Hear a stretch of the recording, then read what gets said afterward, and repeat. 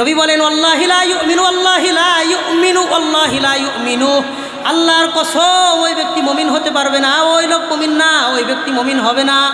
সাহাবায়ে কেরাম প্রশ্ন করলেন মান যাকা ইয়া রাসূলুল্লাহ, নবীজি ওই ব্যক্তিকে, আমরা তাদের পরিচয় সম্পর্কে জানতে চাই।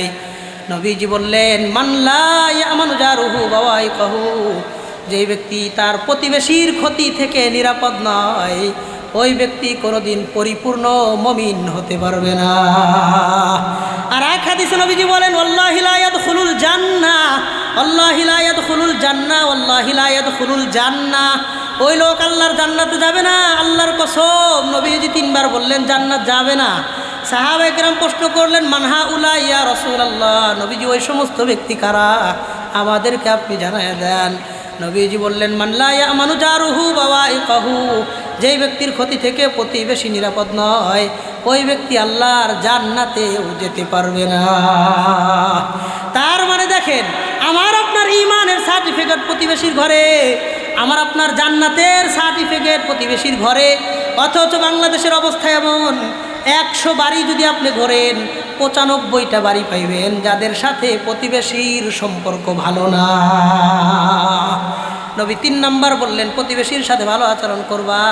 4 নম্বর বললেন ওয়া আহিব্বা লিন্নাসি মা তুহিব্বু লিনাফসিকা তাকুন মুসলিমা, নিজের জন্য যেটা পছন্দ করো অন্যের জন্য সেটা পছন্দ করবা, নিজের জন্য যেটা পছন্দ করো না সেটা অন্যের জন্য পছন্দ করবা না, তাহলে তুমি একজন মুসলমান হতে পারবা।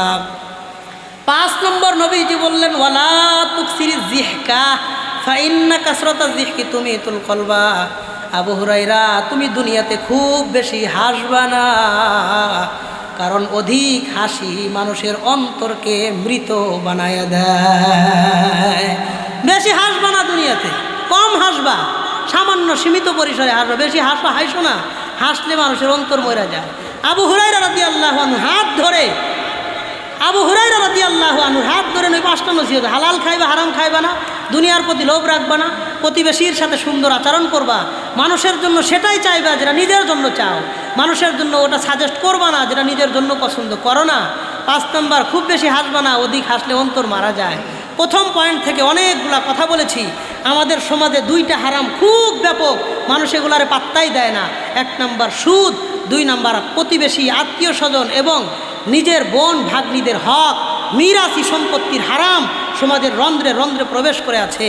আল্লাহ এই হারামগুলো থেকে জেনে বুঝে বিরত থেকে হালাল পথে জীবন যাপনের আল্লাহ তৌফিক দান করেন, বলেন আমিন। তো পরিপূর্ণ ইসলাম অনুকরণ করব কিভাবে? 2টা হাদিস থেকে আমরা কিছু কথা শুনব, যে হাদিসে নবীজি নিজে সাহাবায়ে কেরামদেরকে নসিহত করছেন, তোমরা এই পদ্ধতিতে তোমাদের জীবন পার করবা, এই পদ্ধতিতে তোমরা তোমাদের জীবন চালাইবা।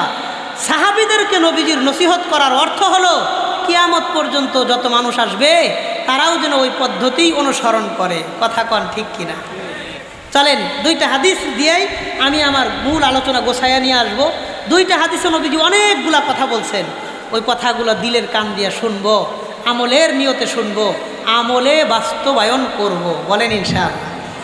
প্রথম হাদিসটা তিরমিজি শরীফের 2305 নম্বর হাদিস, 2305 নম্বর হাদিসের বর্ণনা। এই হাদিসটা একটু মনোযোগ দিয়ে শুনবো, বলেন ইনশাআল্লাহ। وعن أبي هريرة رضي الله تعالى عنه وعنهم أنه قال قال النبي صلى الله عليه وسلم في مجلس। হযরত আবু হুরায়রা রাদিয়াল্লাহু আনহু থেকে বর্ণিত, নবীজি সাল্লাল্লাহু আলাইহি ওয়াসাল্লাম একদিন একটা মজলিসের মধ্যে বললেন, মসজিদে নববীর মধ্যে সাহাবায়ে কেরাম বসা, নবীজি সাল্লাল্লাহু আলাইহি ওয়াসাল্লাম বললেন, মাই ইয়াখুযু আন্নী হাউলাইল কালিমাত ফায়ামালু বিহিন্না আও ইউআল্লিমু মান ইয়ামালু বিহিন্না। তোমাদের মধ্যে কে এমন আছো আমার কথাগুলো গ্রহণ করবা, নিজে আমল করবা, এমন ব্যক্তিকে শিক্ষা দিবা যে আমার কথাগুলোর উপর আমল করবে। সাহাবীদের উদ্দেশ্য করে বললেন, তোমরার মধ্যে কে আছো আমার কথাগুলো গ্রহণ করবা, নিজে মানবা, আমল করবা, এমন ব্যক্তিকে শিক্ষা দিবা যে আমার কথাগুলোর উপর আমল করবে। তাহলে আমিও আমলের ব্যাপারে নিয়ত করতেছি, ওয়াদা করতেছি, নবীজির এই কথাগুলোর উপর আমল করব। আপনাদেরকে শোনাইতেছি, আপনারাও নিয়ত করেন যে আমল করবেন, বলেন ইনশাআল্লাহ। রাজি আছেন নি ইনশাআল্লাহ? আল্লাহ কবুল করেন, বলেন আমিন। তো নবীজি যখন সাহাবীদেরকে বললেন, কে আছো আমার কথাগুলো শুনবা, মানবা, আমল করবা, এমন কাউরে শিক্ষা দিবা যে আমল করবে। কমা আবু হুরাইরা, হযরত আবু হুরাইরা রাদিয়াল্লাহু আনহু দাঁড়াইলেন। দাঁড়ানোর পর বললেন, আনা ইয়া রাসূলুল্লাহ, নবীজি আমি আছি, আমি আপনার কথাগুলো শুনবো, মানবো, আমল করব, এমন ব্যক্তিকে শিক্ষা দিব যে ব্যক্তি আপনার কথাগুলোর উপর আমল করবে। আবু হুরাইরা বলেন, ফাআখাযা বিয়াদি, নবীজি আমার হাত ধরলেন, ফাআদ্দা খামসা, আমার হাত ধরে গুনে গুনে গুনে গুনে নবীজি আমাকে 5টা নসিহত করলেন। একটু মনোযোগ দেন, আওয়াজ করে উত্তর দিয়ে কন, নবীজি আবু হুরাইরার হাত ধরে গুনে গুনে নসিহত করেছেন কয়টা? কেউ কন্যা কয়টা? 1 নম্বর, নবীজি বললেন, ইত্তাকিল মাহারিমা তাকুন আবাদান নাস, আবু হুরাইরা তুমি জীবনে কোনোদিন হারাম খাইবা না। 1 নম্বর, আবু হুরাইরা তুমি কখনো হারাম খাইবা না, গুনার কাছেও কখনো যাইবা না। তাকুন আবাদান নাস, তুমি দুনিয়ার মধ্যে সব চাইতে বড় বুজুর্গ মানুষ হয়ে যাইবা। 1 নম্বর, নবীজি নামাজের কথা বললেন না, রোজা, হজ, যাকাত, কোরআন তেলাওয়াত, জিকির, পর্দা পশিদা, হজ, উমরা, দান, সদকা, কোনোটার কথাই নবীজি বললেন না। নবীজি 1 নম্বর বললেন, ইত্তাকিল মাহারিম, তুমি হারাম থেকে বাঁচবা, জেনে বুঝে কোনোদিন 1 টাকা হারাম খাইবা না। আমিও দোয়া করি, আল্লাহ এই করিমগঞ্জ এলাকার বাজারের প্রত্যেকটা ব্যবসায়ী ভাইদের হালাল ব্যবসায় আপনি এই পরিমাণ বরকত দিয়ে দেন, যেন আমার ভাইদের হারাম ব্যবসার দিকে যাওয়ার প্রয়োজন না হয়, বলেন আমিন। এই বলেন তো, আল্লাহ যদি আমার আপনার হালাল রিজেকে এতটুকু বরকত দেন যে আমি সম্মানের সাথে পরিবার নিয়ে চলতে পারি, তাইলে কি হারামের দিকে যাওয়ার দরকার আছে? কথা বুঝা বলেন, দরকার আছে না? এই জন্য আল্লাহর কাছে দোয়া করবেন, আল্লাহ আমার হালাল রিজেকে ভরপুর বরকত দান করেন। আল্লাহ এই এলাকার প্রত্যেকটা খেটে খাওয়া পরিশ্রমী হালাল ইনকামদারি মেহনতি মানুষের সম্মানজনক রিজেকের ফায়সালা করে দেন, বলেন আমিন। তাইলে 1 নম্বর নবী বললেন, তুমি হারাম খাইবা না, হারাম থেকে বেঁচে থাকবা, সব চাইতে বড় বুজুর্গ তুমি হইবা। কারণ বুখারী শরীফের 2059 নম্বর হাদিসের বর্ণনা, আল্লাহ নবী সাল্লাল্লাহু আলাইহি ওয়াসাল্লাম বুখারীর এই হাদিসের মধ্যে বলেন, ইয়াতি আলান নাসি জামান লা ইউবালিল মারউ মা আখাযা মিনহু আমিনাল হালাল আম মিনাল হারাম। নবীজি বলেন, কিয়ামতের আগে এমন একটা জামানা আসবে, যে জামানায় মানুষ খেয়াল করবে না, লক্ষ্য করবে না, ধারও ধারবে না আমার ইনকামটা কি হালাল না হারাম, এই ব্যাপারে মানুষ কর্ণপাত করবে না। কিয়ামতের আগে মানুষ শুধু টাকা চিনবে, টাকা না হালাল না হারাম এটা চিনবে না। নবী বললেন, কিয়ামতের আগে এমন একটা জামানা আসবে, বলেন তো ওই জামাটা আসবে না আসছে? বুঝা কন, জামানাটা আসবে না আসছে? আসছে। নবী বললেন, কিয়ামতের আগে ইয়াতি আলান নাসি জামান লা ইউবালিল মারউ মা আখাযা মিনহু আমিনাল হালাল আম মিনাল হারাম, তার ইনকামটা কি হালাল না হারাম এটা মানুষ খেয়াল করবে না। আচ্ছা বলেন তো, যেই লোকটা সুদ খায়, এ কি জানে না যে সুদটা হারাম? কথা কয় না, নাকি উনি জানে যে এটা ইবাদতের কাজ? না, উনি জানে যে সুদটা হারাম, তারপরেও কেন খায়? যে লোকটা ঘুষ নেয়, সে কি জানে যে ঘুষ নেওয়া ইবাদতের কাজ? না, সেও জানে যে ঘুষটা হারাম। কেন নেয়? দুনিয়ার মহাব্বত ছাড়তে পারে না। তার মাইন্ড সেট আপ হলো, কনসেপশন হলো, আমার টাকা দরকার, হালাল না হারাম ওটা দেখার সময় নেই। কথা বলেন। এই জন্যই বহুত মানুষদেরকে দেখবেন 2বার 3বার হজ করে আসছে, কিন্তু এলাকায় আসার পর সুদের ব্যবসা ছাড়তে পারে না। কারণ এ লোক জানে সুদ খাওয়া হারাম, এ লোক জানে দুর্নীতি করা হারাম, এ লোক জানে চাঁদাবাজি করা হারাম, তারপরেও করবে, কারণ তার টাকা দরকার, তার হালাল হারামের দরকার নেই। এই জন্যই নবীজি বললেন, আবু হুরায়রা তোমার হাতে ধরে আমি ওসিয়ত করে যাই, জীবনে যাই না বুঝা 1 টাকা কোনোদিন হারাম খাইবা না। আল্লাহ আমাদের হালাল পথে সম্মানজনক ইনকামের ব্যবস্থা করে দেন, বলেন আমিন। আমাদের সমাজে 2টা জিনিস, 2টা হারাম ব্যাপক আকারে আমগো সমাজে আছে, কিন্তু মানুষ এই হারামটাকে হারাম মনে করে না। একটু মনোযোগ দিয়ে এই কথাটা বোঝেন। কয়টা হারাম? আবার বলেন, কয়টা হারাম? 2টা হারাম। আমাদের সমাজে এই 2 হারাম ব্যাপক আকারে প্রচলিত, কিন্তু মানুষ এগুলা কোনো পাত্তাই দেয় না। অথচ নবীজি সাল্লাল্লাহু আলাইহি ওয়াসাল্লাম বুখারীর হাদিসে বলেন, মা আকালা আহাদুন তাআমান খায়রান কাত্তু মিন আইয়াকুলা মিন আমালি ইয়াদিহি। মানুষ তার হাতের কামাই যখন খায়, এর চাইতে উত্তম কোনো খাবার মানুষের জীবনে হতে পারে না। মানুষের জীবনের উত্তম খাবার হলো তার হাতের কামাই যেটা খায়। নিজের দিনমজুর হিসেবে যেই কামাই করে খানাটা খাইছে, এটা তার জীবনের শ্রেষ্ঠ খাবার। নবীজি বলেন, ওয়া ইন্না নাবিয়াল্লাহি দাউদ কানা ইয়াকুলু মিন আমালি ইয়াদিহি। শোনো, আল্লাহর একজন পয়গম্বর ছিলেন দাউদ নবী। দাউদ নবী নিজের হাত দিয়া যুদ্ধের পোশাকগুলো তৈরি করে কারিগরের মতন বিক্রি করতেন, আর নিজের হাতের কামাই তিনি হালাল পেশা হিসেবে গ্রহণ করে নিয়েছেন। একজন নবী, তিনি পোশাক বানায় বানায় বিক্রি করতেন, যুদ্ধের পোশাক বানায় বানায় বিক্রি করতেন, শুধুই হালাল উপার্জনের জন্য। বলেন, শুধু কিসের জন্য? হালাল উপার্জনের জন্য। নবীজি বলেন, তলাবু কাসবিল হালালি ফারিযাতুম বাদাল ফারিযা। একজন মানুষের জন্য হালাল খাওয়া, নামাজটা যেমন ফরজ, হালাল খাবার গ্রহণ করাও মানুষের জন্য ফরজ। আপনি দুনিয়াতে বাঁচতে হলে খাইতে হবে, আর হারাম খাওয়া নিষেধ। তাইলে রাস্তা খোলা একটাই, সেটা হলো হালাল খাবার। কথা বলেন। তার মানে দুনিয়াতে বাঁচতে হইলে হালাল খাবার খাওয়া এটা ফরজ। কথা ঠিক আছে না? হালাল খাবার খাওয়া মানুষের জন্য ফরজ, এটা নবীজি বলে গেছে, এটা নবীজি সাল্লাল্লাহু আলাইহি ওয়াসাল্লাম বলে গেছে। শুধু তাই না, নবীজির ব্যাপারে তিরমিজিতে হাদিস আসছে, বুখারীতে এই রিওয়ায়াতের দিকে ইঙ্গিত আসছে। হযরত আব্দুল্লাহ ইবনে ওমর রাদিয়াল্লাহু আনহু, তিনি হযরত আবু বকর সিদ্দিক থেকে বর্ণনা করেন। তিনি বলেন, কানা নবিয়্যুল্লাহ সাল্লাল্লাহু আলাইহি ওয়াসাল্লাম ইয়ারআল গনামা আলা করারিত লি আহলি মক্কাহ।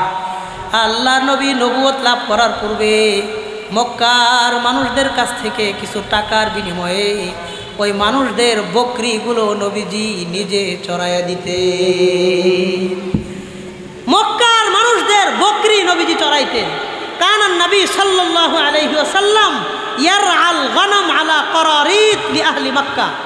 মক্কার মানুষ কিছু টাকা দিত, আল্লাহর নবী তার জীবনের গুরুত্বপূর্ণ সময় থেকে, দামি সময় থেকে কিছু সময় দিতেন, তাদের বকরিগুলা চড়াইয়া দিতেন। তারপরেও নবীজি হালাল ইনকামের জন্য মানুষের বকরি চড়াইছেন, শুধু হালাল খাওয়ার জন্য। তো আমার আপনার রিক্সা চালাইতে অসুবিধা কোথায়? কথা বলেন। হ্যাঁ, আমার আপনার চা বিক্রি করতে অসুবিধা কোথায়? কোনো অসুবিধা নাই। অটো চালাইতে কোনো অসুবিধা নাই। কারো বুকের উপর থাপ্পড় দিয়া টাকা নেওয়ার চাইতে মানুষের জুতা সেলাই করে হালাল ইনকামের মূল্য আল্লাহর কাছে বেশি। কথা ঠিক আছে না?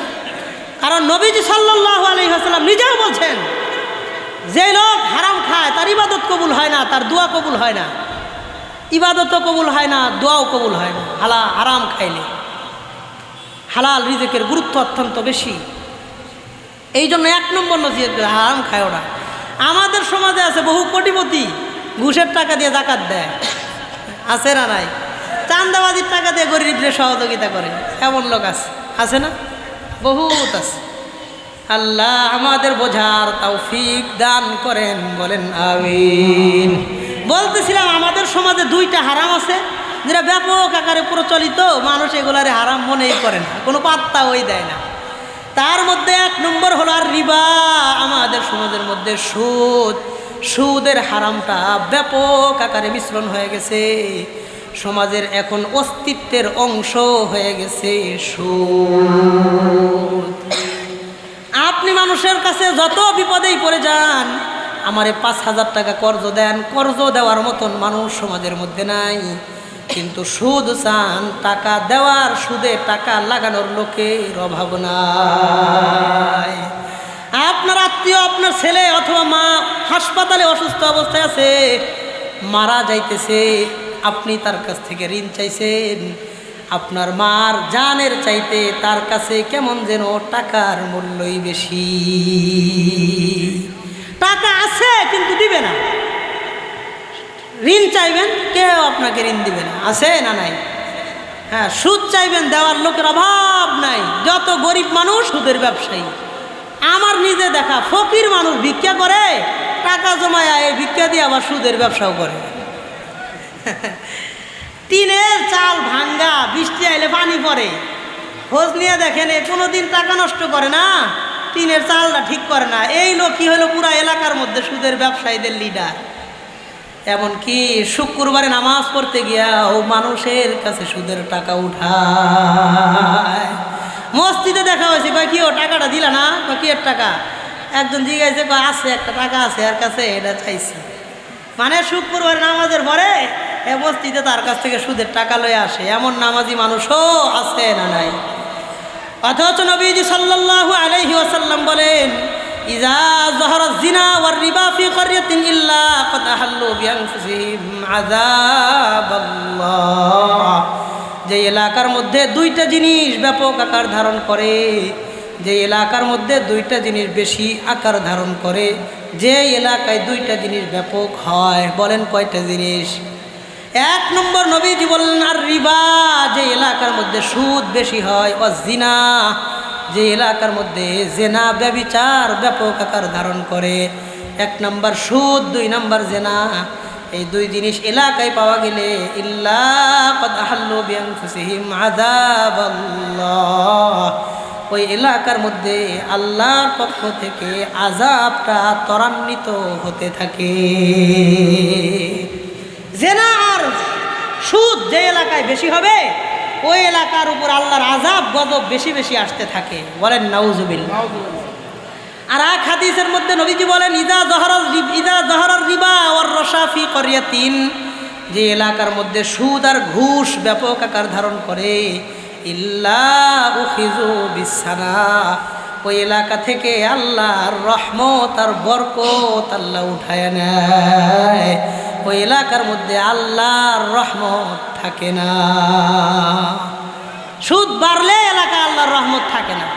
এই জন্য আমনেগো কিশোরগঞ্জে আগে হাওর এলাকায় যে পরিমাণ মাছ পাওয়া যাইতো, এখন ওই পরিমাণ মাছ পাওয়া যায় না। একটা লাউ গাছে যেই পরিমাণ লাউ আসতো, এখন আসে না। যেই পরিমাণ ফসল হইতো, আয় না। একজন মা তার বাচ্চারে মায়ের বুকের দুধ খাওয়াইতে পারে না। ডাক্তারের কাছে যায়, ডাক্তার ওষুধ দিলে বাচ্চা মায়ের বুকের দুধ খাইতে পারে, ডাক্তারের ওষুধ না খাইলে বাচ্চা মায়ের বুকের দুধ খাইতে পারে না। সমস্ত প্রাকৃতিক সম্পত্তিগুলোতে বরকত নষ্ট হয়ে যাইতেছে। কয় কারণ কি? খোঁজ নিয়ে দেখবেন এলাকার মধ্যে সুদের কারবার ব্যাপক আকার ধারণ করছে। এই জন্য আল্লাহর পক্ষ থেকে আল্লাহর বরকত তত কমে যাইতেছে। সুদ যত বাড়বে বরকত তত কমবে। বলেন, সুদ যত বাড়বে বরকত তত কমবে। আল্লাহ আমাদের সুদের ভয়াবহতাগুলো বুঝে সুদ থেকে বিরত থাকার তৌফিক দান করেন, বলেন আমিন। এক নম্বর হারাম সমাজের মধ্যে ব্যাপক হয়েছে, সেটা হলো সুদ। দুই নাম্বার আমাদের সমাজের মধ্যে আর একটা হারাম ব্যাপক আকার ধারণ করছে, সেটা হলো মিরাস, তথা মানুষ নিজের বোন, ফুফু, ভাতিজা, ভাইদেরকে সম্পত্তি দিতে চায় না। দেখবেন ভাই বাবা মারা গেছে, ভাইয়েরা সম্পত্তি বন্টন করে নেয়, বোনদেরকে সম্পত্তি দেয় না। আছে না নাই? দাদা মারা গেছে, বাপ চাচারা সম্পত্তি বন্টন করে নেয়, ফুফুদেরকে সম্পত্তি দেয় না। বাবা মারা গেছে, সম্পত্তি এখনো ভাগ হয় নাই। কিছুদিন পরে বড় ভাই মারা গেছে, তো বাপ যেহেতু আগে মারা গেছে বড় ভাই সম্পত্তি পাবে, কিন্তু ভাইও মারা গেছে, ভাতিজারা আছে, বাকি চাচারা সম্পত্তি বন্টন করে নেয়। ওই এতিম ভাতিজাদেরকে সম্পত্তি দেয় না, বরঞ্চ ওই ভাবির সাথে এমন দুর্ব্যবহার করে এই বাড়িতে থাকা তার জন্য জাহান্নাম তুল্য করে দেয়। নিজের শ্বশুর বাড়িতে থাকাটা অসম্ভব করে দেয়, এক পর্যায়ে নিজের বাড়িতে চলে যাইতে বাধ্য করে নেয়। তারে আর শ্বশুর বাড়ি থাকতেও দেয় না, তারাই দেয়। কারণ এনে থাকলে সম্পত্তি দিতে হবে, বাপের বাড়ি চলে গেলে ওরে সম্পত্তি দেওয়া লাগবে না। কথা কন ঠিক কিনা? অথচ এটা কতটা ভয়ঙ্কর ব্যাপার, ইয়াতীমদের সম্পত্তি আত্মসাৎ করা ইসলামে কত বড় জঘন্য ব্যাপার হিসেবে আল্লাহ কোরআনে বলেছেন, ইন্নাল্লাযীনা ইয়াকুলুনা আমওয়ালাল ইয়াতামা যুলমা। সূরা নিসা 10 নম্বর আয়াতে আল্লাহ বলেন, নিঃসন্দেহে যে সমস্ত মানুষ ইয়াতীমের সম্পত্তি অন্যায়ভাবে আত্মসাৎ করবে, বলেন ন্যায়ভাবে না অন্যায়ভাবে। আল্লাহ এখানে জুলুম শব্দটা উল্লেখ করেছেন। আল্লাহ বলেন, ইন্নাল্লাযীনা ইয়াকুলুনা আমওয়ালাল ইয়াতামা যুলমা। যারা ইয়াতীমদের সম্পত্তি জুলুম করে অন্যায়ভাবে আত্মসাৎ করবে, আল্লাহ বলেন, ইন্নামা ইয়াকুলুনা ফি বুতুনিহিম নারা। তারা কেমন যেন নিজের পেটের মধ্যে জাহান্নামের আগুন ঢুকাইল। বলেন নাউযুবিল্লাহ। আল্লাহ বলেন, ওয়া সায়াসলাউনা সাঈরা। এই লোকটা মরতে দেরি হবে, আল্লাহর জাহান্নামে যাইতে দেরি হবে না। বলেন নাউযুবিল্লাহ। ওয়া সায়াসলাউনা সাঈরা। ইয়াসলাউনা ফেলে মুজারের সিগা, এর শুরুতে যখন কদ সিন সাউফা 3টা শব্দ আসে, এটা তাকিদের অর্থ দেয়, মানে এটা অবশ্যই হবে এবং খুব দ্রুত হবে। ঠিক আছে না? হ্যাঁ, ভেরি সুন, মানে অবশ্যই তো হবেই হবে এবং দ্রুত হবে, 2টা অর্থ দেয়। মানে অবশ্যই হবে এবং দ্রুত হবে। দেখেন, অবশ্যই হবে, কবে হবে জানা নাই। কথাটা বুঝতে পারছেন নি? ভাই, বাংলাদেশ স্মার্ট দেশ হবে, কবে হবে এটা ওবায়দুল কাদের ছাড়া কেউ জানে না। হবে, কবে হবে ওরা জানে কবে হবে। আরেকটা কথা হলো, অবশ্যই হবে এবং তাড়াতাড়ি হবে। তাহলে 2টার মধ্যে পার্থক্য আছে না নাই? একটা হলো অবশ্যই, একটা হলো তাড়াতাড়ি। তো ওয়াসায়াসলাউনা সাঈরা, এই কথার অর্থ হলো অবশ্যই সে জাহান্নামে যাবে এবং খুব তাড়াতাড়ি যাবে। তার মানে আমি এটার তর্জমা করি যে এই লোকটা মরতে দেরি হবে, আল্লাহর জাহান্নামে যাইতে দেরি হবে না। স্যার, তর্জমাটা ঠিক আছে না? ভুল হইলে কোয়েন। মাশাআল্লাহ। শোনেন, আল্লাহ এই আয়াতে কি বললেন? ইয়াতীমের সম্পত্তি যারা খায় তারা জাহান্নামের আগুন খায়। তার মানে ইয়াতীমের সম্পত্তি জাহান্নামের আগুন। আমি বলবো ইয়াতীমের সম্পত্তি, আপনারা বলবেন জাহান্নামের আগুন। বলেন, ইয়াতীমের সম্পত্তি জাহান্নামের আগুন। অনেকেই বলেন নাই, আবার বলেন ইয়াতীমের সম্পত্তি জাহান্নামের আগুন। কিসের আগুন? কিসের? আল্লাহ এই কথাটাই এই এলাকার প্রত্যেকটা যুবক ভাই, মুরব্বী বাবা, মা বোন সহ আমাদের সবাইকে এই বোঝার তৌফিক দান করেন। বলেন আমিন। যারা অন্যের সম্পত্তি আত্মসাৎ করবে, এর শাস্তি কি? শুনলাম তো জাহান্নামের আগুন। আর একটা দুনিয়াবি শাস্তি আছে। জাহান্নামের আগুন কি আল্লাহ দুনিয়াতে দিবে না আখেরাতে? ওইটা তো আখেরাতে। তো দুনিয়াতে একটা হিসাব কিতাব আছে। কি হিসাব কিতাব? একটা হাদিস থেকে আমি শোনাই। এই হাদিসটা তিরমিজি শরীফের 2210 নম্বর হাদিস, বড় হাদিস, আমি অল্প একটু শোনাবো। আল্লাহর নবী বলেন, যারা ইয়াতীমদের সম্পত্তি অন্যায়ভাবে আত্মসাৎ করবে, বোনদেরকে যারা সম্পত্তি দিবে না, ফুফুদের সম্পত্তি যারা আত্মসাৎ করবে, আরে ভাতিজা ভাতিজিদের যারা সম্পত্তি আত্মসাৎ করবে, ওমান লাম ইয়াহকুম বিমা আনজালাল্লাহ জাআলাল্লাহু বাসাহুম বাইনাহুম। যারা অন্যের সম্পত্তি নিয়ে যে নিজের সম্পত্তির পাহাড় গড়বে, এই লোকটার সম্পত্তি হবে, সব হবে, কিন্তু এই লোকটার সংসারে কোনোদিন শান্তি হবে না। সম্পত্তি হবে, শান্তি হবে না। নবী বলেন, ইল্লা জাআলাল্লাহু বাসাহুম বাইনাহুম, তাদের মধ্যে সব সময় অশান্তি আল্লাহ দিয়ে রাখবেন। বলেন নাউজুবিল্লাহ। এই জন্য আপনাদের করিমগঞ্জে দেখবেন, শোলাকিয়ায় দেখবেন, করিমগঞ্জ কিশোরগঞ্জে বড় বড় বিল্ডিংয়ের মালিক, 4 তলা বিল্ডিং, 5 তলা বিল্ডিংয়ের মালিক, একটা বাড়ি আছে, গাড়ি আছে, সব সহায় সম্পত্তি আছে, ব্যাংক ভর্তি টাকা আছে। তারপরেও রাতে ঘুমাইতে গেলে টেনশনের বড়ি খাওয়া, ঘুমের ওষুধ খাওয়া সারা ঘুমাইতে পারে না। কয়জন কোটিপতি পাইবেন? যে রাত্রে ঘুমের ওষুধ খাওয়া ছাড়া ঘুমায়, অথচ আমি আজ পর্যন্ত কোনো কামলা, ইফ ইউ ডোন্ট মাইন্ড, যদি মাইন্ড মনে না করেন, কামলা শব্দটাই আমি ব্যবহার করি না। দিনমজুর তো অনেক সুন্দর শব্দ, হ্যাঁ, কামলা যে মানুষের বাড়িতে মজুরি হিসাবে কাম করে খায়, ওইরকম রিক্সাওয়ালা, কামলা, শ্রমিককে আমি কোনো দিন দেখি নাই রাতে ঘুমের ওষুধ খায় ঘুমাইতে গেছে। কথা বলেন? হ্যাঁ, তার কোনো টেনশন নাই। বহু রিক্সাওয়ালা রৌদ্রের মধ্যে রিক্সা রাস্তার কোনায় চাপায়া পায়ের উপরে পাও তুলে দেখবেন শুয়া সুন্দর করে রৌদ্রের মধ্যে ঘুমাইতেছে। কথা বলেন? আর বহু কোটিপতিকে দেখবেন এসি গাড়ির মধ্যে যায়, এসি চলতেছে, তারপরেও কপালের ঘাম মুছতেছে। এসি গাড়ির মধ্যে বয়া কপালের ঘাম মুছতে থাকে, তার টেনশন শেষ হয় না। একের পর এক পরিবারের মধ্যে বিপদ, ব্যবসায় লস হয়ে গেছে, পরিবারের মধ্যে অশান্তি হয়ে গেছে, ছেলে কথা শোনে না, মেয়ে কথা শোনে না, অমুক দিক দিয়ে মিথ্যা মামলা, হামলা, টেনশন, পেরেশানির কোনো শেষ নাই। কয় এমন কেন হয়? সব মানুষ কত সুন্দর চলতেছে, আমার কিসমত তকদির শুধু এমন কেন হয়? খোঁজ নিয়ে দেখবেন আপনার সম্পত্তির মধ্যে আপনার বোনের সম্পত্তি আছে, আপনার বাবার সম্পত্তির মধ্যে আপনার ফুফুদের সম্পত্তি আছে। অবৈধ সম্পত্তি নিয়ে সম্পত্তির পাহাড় গড়বেন, সব কিছুই পাবেন, কোনো দিন শান্তি এই সংসারে আসবে না। হারাম সম্পত্তি যার সংসারে থাকবে, সাদা কাগজ আনেন, আমি লেখা দিব নবীর কথা, হারাম সম্পত্তিওয়ালা সংসারে কোনো দিন সুখ আর শান্তি আল্লাহ দিবেন না, কোনো দিন পাইবেন না। আল্লাহ আমাদের বোঝার তৌফিক দান করেন।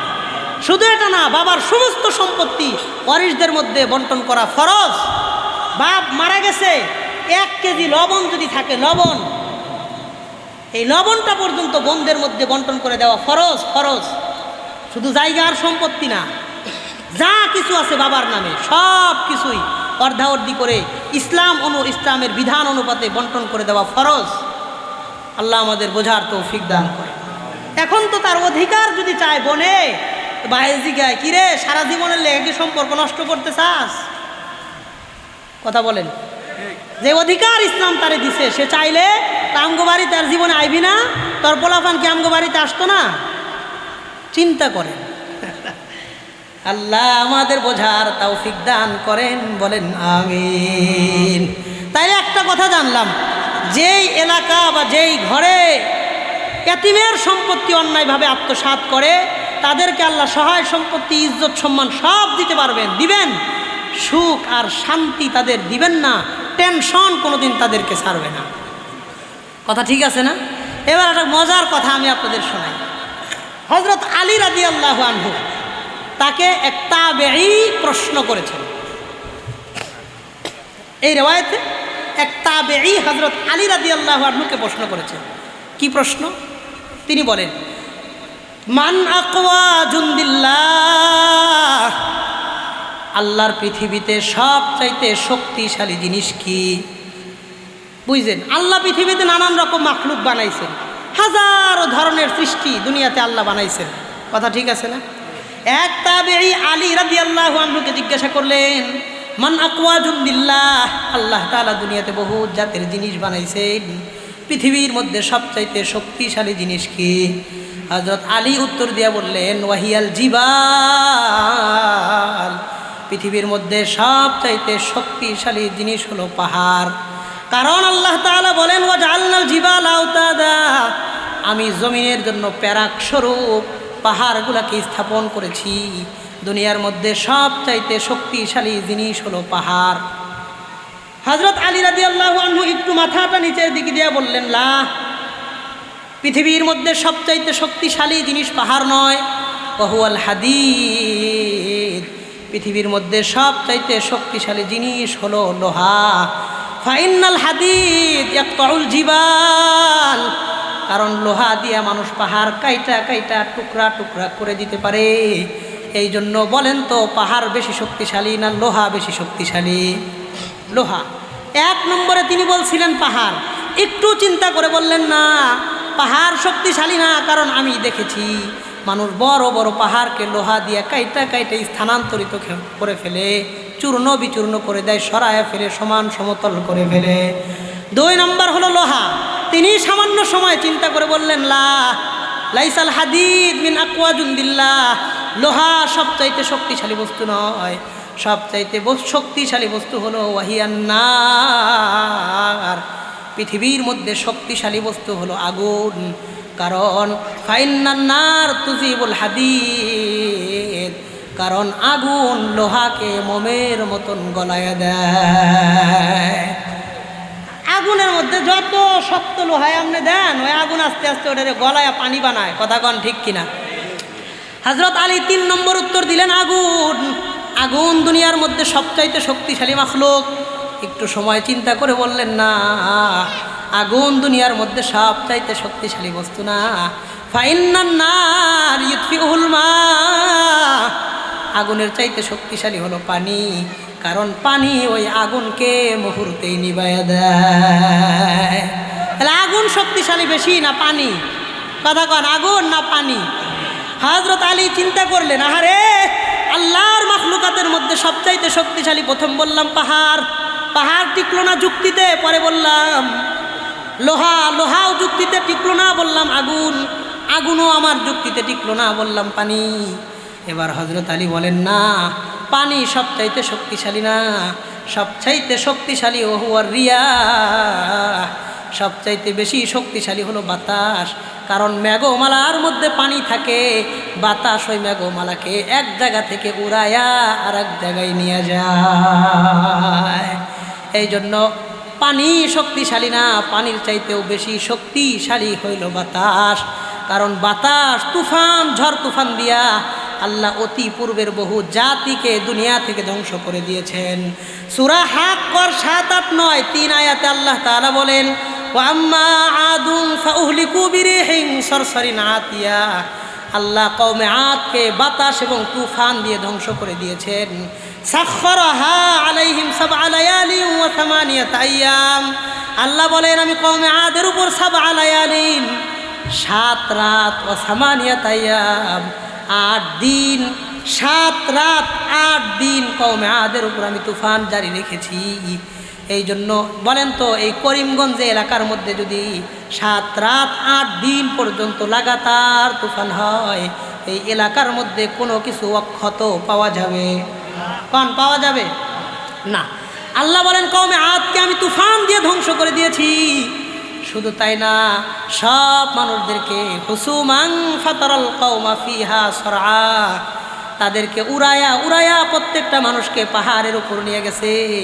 ওই পাহাড় থেকে মানুষগুলা যখন গইরা গইরা পড়তেছে, আল্লাহ বলেন কান্নাহুম আজাজু নাখলিন খাওয়া, এই মানুষগুলো যখন পাহাড় থেকে গড়ায় গড়ায় পড়ে, কওমে আদের মানুষদেরকে আল্লাহ বিশাল বড় বড় আকৃতি দিয়ে বানাইছিলেন। এক রেওয়ায়েতের মধ্যে পাওয়া যায় কানা কাসীরুহুম সিত্তুনা জিরাআন ফিস সামা, কওমে আদের সবচাইতে খাটো মানুষটা ছিল 60 হাত লম্বা। সুবহানাল্লাহ। কানা কাসীরুহুম সিত্তুনা জিরাআন ফিস সামা, সবচাইতে খাটো মানুষটা 60 হাত পরিমাণ লম্বা ছিল। এবং তাফসিরে জালালাইনের হাসিয়ার মধ্যে বলা হয় ওয়াকানা আতওয়ালুত তাওলি মিনহুম মিয়াতু জিরাইন ফিস সামা, এই বংশের মধ্যে মাঝারি ধরনের একজন মানুষ 100 হাত পরিমাণ লম্বা হইত।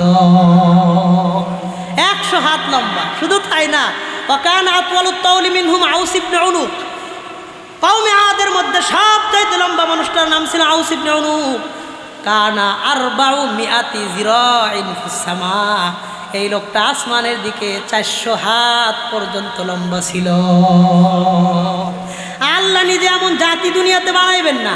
আল্লাহ বলেন কানু ইয়ানহিতুনা মিনাল জিবালি বুয়ুতা, তারা তাদের হাতের নখগুলা দিয়ে পাহাড় কাইটা কাইটা ডিজাইন করে বাড়ি বানাইতো।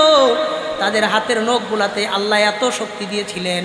আল্লাহ বলেন লাম ইখলাক মিসলুহা ফিল বিলাদ, আমি এমন এমন শক্তিশালী জাতি দুনিয়াতে আর বানাবো না। আল্লাহ নিজে বলেন এত শক্তিশালী জাতি বানাবো না। এবং এই ব্যাপারে অনেক কথা আসছে। তারা বলেন কি জানেন, কানা সুদুরহুম 20 জিরাআ, একজন মানুষের তার সিনা চওড়া হয়তো 20 হাত। কয় হাত বলেন? এক মানুষ যদি 400 হাত লম্বা হয়, তার সিনা এরকম 2 হাত হবে না 20 হাত হবে? 20 হাত হবে। কিতাবে পাওয়া যায় কানা ফুতুরুহুম ইবিলা, তারা সকালবেলায় নাস্তা করতে একটা উট দিয়া, উট, আমরা যেমন মুরগি দিয়ে নাস্তা করি, তারা উট দিয়ে নাস্তা করতো। 400 হাত লম্বা বলে একটা উট, তার কাছে কিছু লাগবে, মুরগির মতন মনে হবে। ওয়াকানা ইলানুহুম মান আশাদ্দু মিন্না কুওয়া, তারা সব সময় বলতো আমাদের চাইতে দুনিয়াতে শক্তিশালী কেউ নাই। কওমে আদের নবী ছিল হুদ আলাইহিস সালাম। হুদ আলাইহিস সালাম বললেন, বালা শোনো, তোমরা যেটা বলতেছো সেটা ভুল। আল্লাযী খলাকাকুম হু আশাদ্দু মিনকুম কুওয়া, যে আল্লাহ তোমাদেরকে বানাইছেন ওই আল্লাহ তোমাদের চাইতেও 1000 গুণ বেশি শক্তিশালী। এবার ওই কওম অহংকার করে উত্তর দিয়ে বলে, না, আমাদের চাইতে পৃথিবীর মধ্যে কোনো শক্তিশালী কেউ নাই। তোমার আল্লাহ যদি আমাদের চাইতে শক্তিশালী হয়, আল্লাহরে বলো আমরা তোমার আল্লাহর সাথে কুস্তি লড়াই করতে চাই। বলেন নাউজুবিল্লাহ। অহংকার করছে, অহংকার। আমরা পৃথিবীর শক্তিশালী, আল্লাহ বানাইছিল এরকম গজব মার্কা এক জাতি দুনিয়া দিয়েছিল। আল্লাহ বলেন আমি আর এমন জাতি দুনিয়াতে বানাবো না। আল্লাহ নিজে কোরআনে বলেছেন এমন জাতি বানাবো না। পরে কি হয়েছে, এর পরের কথাগুলো আল্লাহ এই আয়াতে বলেছেন। ওয়াম্মা আদুন ফাউহলিকু বিরিহিন সরসরিন আতিয়া, কঠিন বিধ্বংসী বাতাস দিয়ে এই জাতিকে দুনিয়া থেকে উচ্ছেদ করেছি। সাখরাহা আলাইহিম সাবআ লায়ালিন ওয়া সামানিয়াতা আইয়াম, 7 রাত 8 দিন পর্যন্ত তুফান, হুসুমা, লাগাতার তুফান ছিল। ফাতারাল কওমা ফিহা সরআ, এই জাতির প্রত্যেকটা মানুষকে বাতাস পাহাড়ের উপর নিয়া, সরআ মানে তারা সরায়া ছিটায়া পড়ে আছে। পাহাড় থেকে লাশগুলা যখন গড়ায় গড়ায় পড়তেছে, আল্লাহ বলেন কান্নাহুম আজাজু নাখলিন খাওয়িয়া, খেজুর গাছ গোড়া থেকে কাইটা পাহাড় থেকে ছাইরা দিলে যেমন যায়, তাদের দেহগুলা খেজুরের কাটা গাছের মতন পড়তেছিল। এরপরে আল্লাহ দুনিয়ার মানুষদেরকে আমাকে আপনাকে জিজ্ঞাসা করে বলেন, ফাহাল তারা লাহুম মিন বাকিয়া, বলো তো ওই জাতি এত শক্তিশালী হওয়ার পরেও তাদের দুনিয়াতে একজন মানুষ কি বাকি আছে? বলেন বাকি আছে? আরে আল্লাহ আম করে জিজ্ঞাসা করছেন। আল্লাহ বলেন ফাহাল তারা লাহুম মিন বাকিয়া, নবী কি বলেন, তারা কি দুনিয়াতে কেউ বাকি আছে? না। এই জাতিকে এমন নির্মমভাবে দুনিয়া থেকে তুফানের মাধ্যমে উচ্ছেদ করার কারণ কি ছিল? অহংকার। বলেন কি ছিল? অহংকার। কি ছিল? অহংকার। অহংকারকে আল্লাহ জীবনেও বরদাস্ত করেন না। এক হাদিসে বলেন আল কিবরিয়া উরিদা ই, অহংকার আমার চাদর, যে অহংকার করলো সে যেন আমার চাদর টানতেছে। হাদিসে কুদসি নবী আল্লাহ বলেন, হাদিসে আল্লাহ বলেন অহংকার আমার চাদর। আশ্চর্যের ঘটনা আমার সাথে একটা ঘটছে। আমি মোহাম্মদপুর সুনিবির হাউজিং সোসাইটি কেন্দ্রীয় জামে মসজিদে জুমা পড়াই। ওইখানে এক লোক আমার লোকে দেখা করছে, বাড়ি টাঙ্গাইল। ওই পরাজিত দলের নেতা ছিল, আওয়ামী লীগের বড় নেতা ছিল। তা আমার এক হুজুর, আপনি কি মনে করেন বাংলাদেশে কি এমন কোনো শক্তি আছে যে আওয়ামী লীগকে পরাজিত করবে? আমি বলেছি আল্লাহ চাইলে সম্ভব। উনি বলে যত যাই বলেন, হাসিনা যতদিন জীবিত আছে ততদিন সম্ভব না। আমি তার কথার কোনো প্রতিবাদ করি নাই। আমি এতটুকুনই বলেছি যে আল্লাহ চাইলে সম্ভব, কিন্তু সে এটা মানতে নারাজ। তার বক্তব্য হলো বাংলাদেশে এমন কোনো শক্তি তৈরি হয় নাই যে আওয়ামী লীগকে কিছু করবে। আমি 3 বার বলেছি আল্লাহ চাইলে সম্ভব। আল্লাহ চাইছে 17 বছর ক্ষমতায় থাকার পর, আরে 17 তারিখ থেকে 5 তারিখ পর্যন্ত, জুলাইয়ের 17 তারিখ থেকে 5 তারিখ, আগস্টের 5 তারিখ পর্যন্ত মাত্র 19 দিনের আন্দোলনের কারণে এমনভাবে আল্লাহ চাইছে ভাত রান্না করছে কিন্তু খায়া যাইতে পারে না। ওই দিন আমার ওই নেতার কথা মনে হয়েছে। আমি এলাকায় ফোন করছি, চান্দুর কি খবর? কি খবর? কয় নাই, এলাকায় নাই, কোথায় যেন চলে গিয়েছে। আজ 1.5 বছর হয়েছে। আমার মনে ইচ্ছা আছে জীবনে একবার দেখা হইলেই বলবো দেখেন আল্লাহ চাইছে তাই সম্ভব হয়েছে। আমার যেটা মনে হয় তারা ক্ষমতা তো অনেকে অনেক দিন ছিল, কিন্তু আওয়ামী লীগের নেতারা যেই পরিমাণ অহংকার করেছে, এই অহংকার আল্লাহর পছন্দ হয় নাই।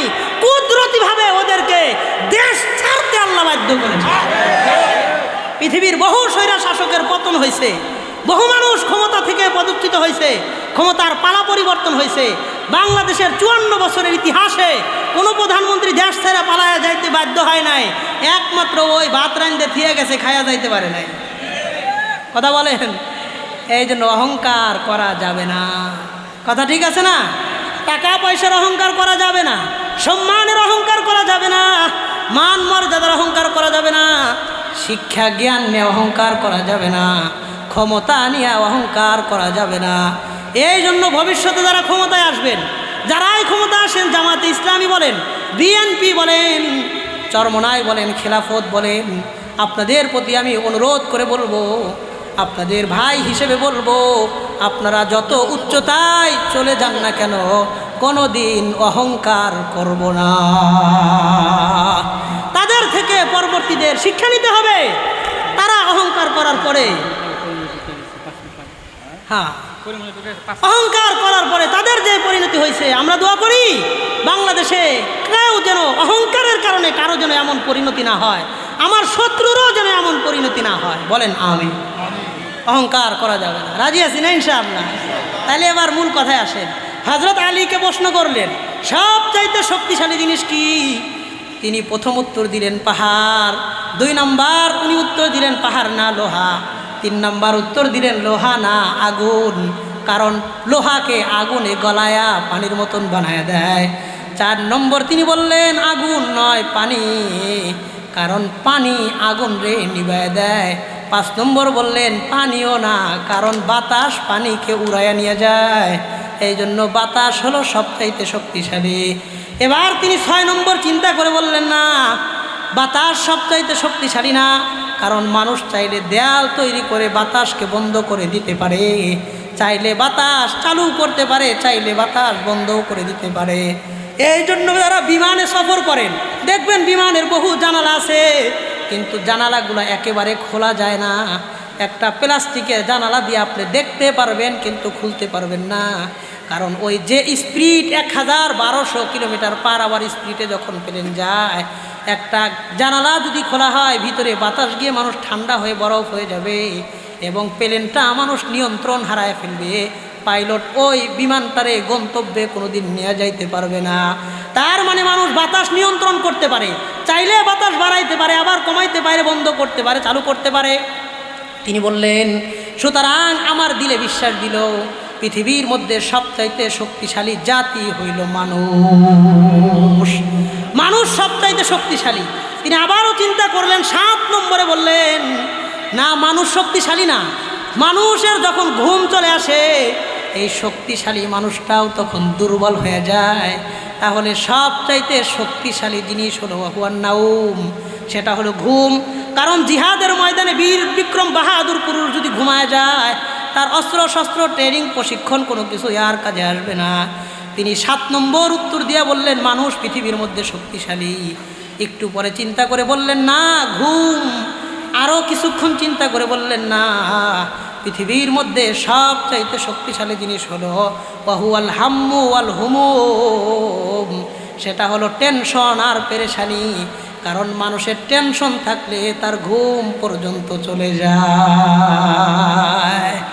আপনি খেয়াল করে দেখেন পৃথিবীর মধ্যে সবচাইতে শক্তিশালী ভয়ঙ্কর জিনিস হলো টেনশন। বলেন কি? আপনার টাকা আছে, সম্পত্তি আছে, ইজ্জত সম্মান সব কিছু আছে, কিন্তু আপনার মাথায় টেনশন আছে। টেনশন থাকলে টাকা আপনাকে শান্তি দিতে পারবে না, ক্ষমতা আপনাকে শান্তি দিতে পারবে না, অর্থ করি ইজ্জত সম্মান পাওয়ার পজিশন কোনো কিছুই আপনারে শান্তি দিতে পারবে না যদি আপনার মাথায় শুধু টেনশন থাকে। টেনশনের সামনে দুনিয়ার সব বিলীন হয়ে যায়। এই জন্যই তিনি বলেন পৃথিবীর মধ্যে সবচাইতে মারাত্মক জিনিস হলো টেনশন। পৃথিবীর মধ্যে সবচাইতে শক্তিশালী জিনিস হলো টেনশন। বলেন কি? টেনশন এটা পৃথিবীর শক্তিশালী জিনিস। আপনি নিজের জীবনের সাথে হিসাব মিলায়ে দেখেন, পৃথিবীতে টেনশনের চাইতে মারাত্মক শক্তিশালী কোনো জিনিস নাই। যত সিরিয়াস পজিশনে থাকেন, টেনশন থাকলে মাথা ঠিক থাকে না। কথা কন ঠিক কিনা? এই জন্যই নবীজি বলেছেন যারা বন্দের সম্পত্তি অন্যায়ভাবে আত্মসাৎ করে, ইয়াতিমদের সম্পত্তি অন্যায়ভাবে আত্মসাৎ করে পাহাড় গড়বে, তাদের সম্পত্তি হবে, শান্তি হবে না। ওই পরিবারে আল্লাহ সব সময় টেনশন দিয়ে রাখবে। এই জন্য যদি শান্তি চান, অল্প কিছু সম্পত্তি বোনদেরকে বন্টন করে দিয়ে দেন, ফুফুদের সম্পত্তি দিয়ে দেন। আশ্চর্যের বিষয় হলো অধিকাংশ মানুষ তাদের খালাগুলোকে সম্পর্ক ভালো, কিন্তু অধিকাংশ মানুষেরই ফুফুদের লোকের সম্পর্ক ভালো না। কারণ ফুফুগো সম্পত্তি দেওয়ান লাগে, খালাদেরকে তো সম্পত্তি দেওয়া লাগে না। কথা কন ঠিক কিনা? এই জন্যই ফুফুদের লোকের সম্পর্ক ভালো না, কারণ তারা যে সম্পত্তি নিবে, সম্পত্তি পাবে, এই জন্য সম্পর্ক ভালো না। আল্লাহ বোঝার তৌফিক দান করেন। আমাদের সমাজে দুইটা হারাম ব্যাপক আকার ধারণ করেছে। 1 নম্বর সুদ, 2 নম্বর মিরাস। ওয়ারিসি সম্পত্তি মানুষ দেয় না। জায়গার যা দাম যেই এরিয়াতে যত বেশি, ওই এলাকায় সম্পত্তি নিয়ে ঝগড়াও তত বেশি। ঝগড়া কত? সম্পত্তির দাম যত রেয়ার জায়গা, দামি জায়গা, ওইখানে ঝগড়াঝাটিও তত বেশি। আল্লাহ বোঝার তৌফিক দান করেন। আবু হুরায়রা রাদিয়াল্লাহু আনহুর হাত ধরে নবীজি 5টা নসিহত করলেন। 1 নম্বর বললেন, ইত্তাকিল মাহারিমা তাকুন আবাদান নাস। তুমি জীবনে কোনো দিন হারাম খাইবে না। আল্লাহ আমাদের হারাম থেকে বেঁচে থেকে হালাল পথে ইজ্জত সম্মানের সাথে জীবন যাপন করার তৌফিক দান করেন, বলেন আমিন। তাহলে 1 নম্বর বলে হারাম খাও না। 2 নম্বর নবীজি বললেন, ওয়ারদা বিমা কাসামাল্লাহু লাকা তাকুন আগনান নাস। আবু হুরায়রা, তুমি তোমার কিসমতে আল্লাহ যা রাখছেন, আল্লাহর দেওয়া রিজিক নিয়ে সন্তুষ্ট থাকবা, দুনিয়ার প্রতি লোভ লালসা রাখবা না। তো নবীজি সাল্লাল্লাহু আলাইহি ওয়াসাল্লামের এই হাদিসটা তর্জমা করেই আমি শেষ করে দিচ্ছি। নবীজি সাল্লাল্লাহু আলাইহি ওয়াসাল্লাম 1 নম্বর বললেন, হারাম খায়ও না, হারাম থেকে সর্বোচ্চ বাঁচো। আমিও দোয়া করি আল্লাহ আমাদের হালাল পদ্ধতিতে জীবন যাপনের তৌফিক দান করেন, কোন আমিন। 2 নম্বর বললেন, আল্লাহর দেওয়া রিজিক নিয়ে সন্তুষ্ট থাকো, দুনিয়ার প্রতি লোভ রাখো না। যার অন্তরে লোভ আছে তার জীবনে কোনোদিন সুখ আর শান্তি আসবে না। 2টা বাড়ি আছে কিশোরগঞ্জে, আরও চিন্তা করে আরেকটা কেমনে বানানো যায়। কথা বলেন। 3 নম্বর নবীজি বললেন, ওয়াহসিন ইলা জারিকা তাকুন মুমিনা। তুমি তোমার প্রতিবেশীর সাথে সুন্দর আচরণ করবা, তাহলে তুমি একজন মুমিন হতে পারবা। প্রতিবেশীর লগে সুন্দর আচরণ করো, এটা তোমার ঈমানের সার্টিফিকেট। নবী বলেন, ওয়াল্লাহি লা ইউমিনু, ওয়াল্লাহি লা ইউমিনু, ওয়াল্লাহি লা ইউমিনু। আল্লাহর কসম, ওই ব্যক্তি মুমিন হতে পারবে না, ওই লোক মুমিন না, ওই ব্যক্তি মুমিন হবে না। সাহাবায়ে কেরাম প্রশ্ন করলেন, মান যাকা ইয়া রাসূলুল্লাহ। নবীজি, ওই ব্যক্তিকে, আমরা তাদের পরিচয় সম্পর্কে জানতে চাই। নবীজি বললেন, মান লা ইয়ামানু জারুহু বাওয়াইকাহু। যেই ব্যক্তি তার প্রতিবেশীর ক্ষতি থেকে নিরাপদ নয়, ওই ব্যক্তি কোনোদিন পরিপূর্ণ মুমিন হতে পারবে না। আর এক হাদিসে নবীজি বলেন, ওয়াল্লাহি লা ইয়াদখুলুল জান্নাহ, ওয়াল্লাহি লা ইয়াদখুলুল জান্নাহ, ওয়াল্লাহি লা ইয়াদখুলুল জান্নাহ। ওই লোক আল্লাহর জান্নাতে যাবে না, আল্লাহর কসম। নবীজি 3 বার বললেন জান্নাত যাবে না। সাহাবায়ে কেরাম প্রশ্ন করলেন, মানহা উলা ইয়া রাসূলুল্লাহ। নবীজি, ওই সমস্ত ব্যক্তি কারা, আমাদেরকে আপনি জানায়া দেন। নবীজি বললেন, মান লা ইয়ামানু জারুহু বাওয়াইকাহু। যেই ব্যক্তির ক্ষতি থেকে প্রতিবেশী নিরাপদ নয়, ওই ব্যক্তি আল্লাহর জান্নাতেও যেতে পারবে না। তার মানে দেখেন, আমার আপনার ঈমানের সার্টিফিকেট প্রতিবেশীর ঘরে, আমার আপনার জান্নাতের সার্টিফিকেট প্রতিবেশীর ঘরে। অথচ বাংলাদেশের অবস্থা এমন, 100 বাড়ি যদি আপনি ঘোরেন, 95টা বাড়ি পাইবেন যাদের সাথে প্রতিবেশীর সম্পর্ক ভালো না। নবী 3 নম্বর বললেন, প্রতিবেশীর সাথে ভালো আচরণ করবা।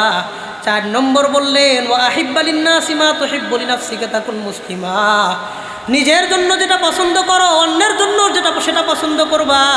নিজের জন্য যেটা পছন্দ করো না, সেটা অন্যের জন্য পছন্দ করবা না, তাহলে তুমি একজন মুসলমান হতে পারবা। 5 নম্বর নবীজি বললেন, ওয়ালা তুকসিরিজ জিহকা ফাইন্না কাসরাতাজ জিহকি তুমিতুল কলবা। আবু হুরায়রা, তুমি দুনিয়াতে খুব বেশি হাসবা না, কারণ অধিক হাসি মানুষের অন্তরকে মৃত বানায় দেয়। বেশি হাসবা না দুনিয়াতে, কম হাসবা, সামান্য সীমিত পরিসরে হাসবা। বেশি হাসো না, হাসলে মানুষের অন্তর মরে যায়। আবু হুরায়রা রাদিয়াল্লাহু আনহু হাত ধরে